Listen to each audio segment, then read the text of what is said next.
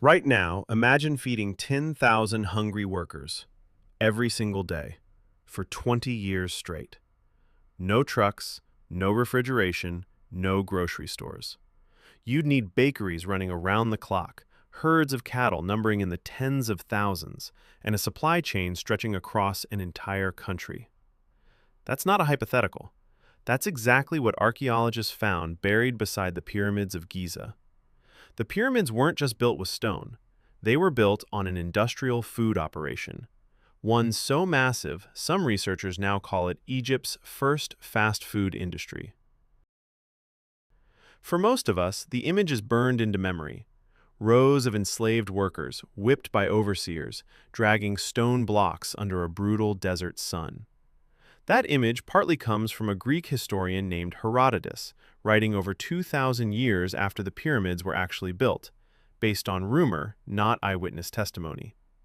It's the image that made its way into movies, textbooks, even cartoons. And for decades, almost everyone simply assumed it was true. But in 1990, two tourists on horseback stumbled onto something that would quietly dismantle that entire myth. Underneath the desert sand near the pyramids was an entire lost city, one built specifically to feed and house the people who built them. Archaeologist Mark Lehner led the excavation of this site, now known as Height El Ghurab, the Wall of the Crow. The site takes its name from a massive limestone wall, over 10 meters tall, that once separated this bustling workers' city from the sacred royal grounds nearby. What they found wasn't a prison camp. It was a fully organized settlement. Bakeries, breweries, barracks, and administrative offices, all working together. There were even dedicated neighborhoods for butchers, supply shops, and storage facilities. Everything a functioning town would need. This wasn't a place people were forced into. It was a place people were fed, housed, and paid to work. At the center of it all was an institution the Egyptians called Per Shina, literally the House of the Commissariat. Its job was simple: keep the bread and beer flowing, no matter what. Bakers used clay molds called beja to bake thick, dense loaves in bulk, sometimes filling entire rooms with ash from the ovens by the time a bakery wore out. Beer wasn't a treat. It was a thick, nutrient-rich staple, brewed in industrial quantities and handed out as part of the daily wage. To keep the operation running, granaries stored nearly 3,800 kilograms of barley and 3,900 kilograms of emmer wheat, every single 10-day cycle. Bread and beer together made up the bulk of a worker's daily calories. Simple, but enough to power a construction project that would outlast every empire that followed it. But bread and beer weren't the whole story. Animal bones excavated at the site tell an even bigger tale. Researchers estimate that nearly 1,800 kilograms of meat, cattle, sheep, and goats, were slaughtered every single day to feed the workforce. To supply that much meat consistently, Egypt needed an estimated 465 square miles of grazing land, herds large enough to require their own dedicated logistics network. Herders drove cattle and flocks from villages across the Nile Delta, timed precisely to arrive, be slaughtered, and be cooked, all before the meat could spoil.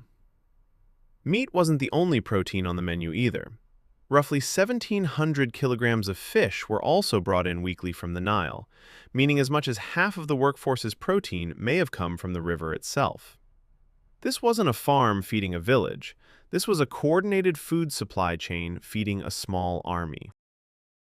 And just like any large food operation, not everyone ate the same thing. Overseers, who lived in a section researchers call the North Street Gatehouse, were served the most prized meat in Egypt, beef. General laborers, housed in long communal galleries, ate mostly goat and mutton instead. It wasn't equal. But it also wasn't neglect. Everyone was still fed a protein-rich diet, in many cases better than an average Egyptian village diet at the time. So who exactly were these workers? Not slaves, and not even permanent employees in most cases. Many were farmers, recruited during the season when the Nile flooded their fields and left them with nothing else to do. In 2025, archaeologist Zahi Hawass revealed something that lines up perfectly with this picture. red painted inscriptions inside Khufu's pyramid, naming actual rotating work gangs and tallying the days they worked. This system even had a name, corvée labor, a kind of rotating national service organized into work gangs, or files, of around 40 men each. We even have one worker's actual diary. A supervisor named Marer recorded his crew's days transporting limestone by boat in half-day increments for months. Marer's crew hauled limestone from a quarry at Tura across the Nile, timed precisely with the river's seasonal flooding to make the heavy boats easier to move. According to his account, workers got one full day off every 10 days, a grueling schedule, but a tracked, compensated one. Outside of work hours, this was a real place to live, not just a labor camp. Permanent residents built homes from mud brick, raised families, and ran the shops that kept the whole operation running. In many ways, it functioned like a college town. Most residents were temporary, cycling through for a season of work, while a smaller group of permanent staff stayed behind to keep the whole system running year-round. Archaeologists even found evidence of medical care, skeletons with broken bones that had been carefully set and healed. That kind of care wasn't standard treatment for expendable labor. It was an investment in workers who were expected to come back. The pyramid site wasn't just a workplace. It was a functioning small city built specifically to keep this project fed and staffed for decades. There was no currency changing hands here. Coins wouldn't exist in Egypt for another 2,000 years. Instead, workers were paid directly in the things they needed most: bread, beer, meat, and shelter. Some workers were even buried in tombs near the pyramid itself, with jars of beer and bread placed beside them for the afterlife. That single detail is one of the clearest signs archaeologists point to. This was an honor, not something typically given to enslaved laborers. So let's go back to the question we started with. Was there really something like fast food in ancient Egypt?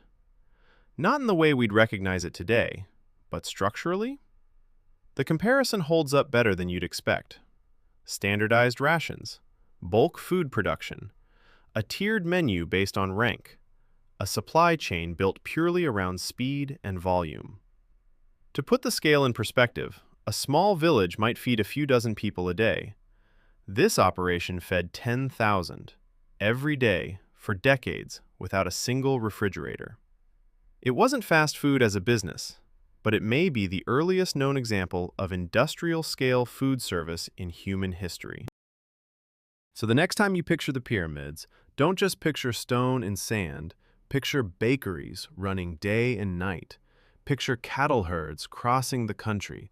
Picture an entire hidden city built just to keep everyone fed.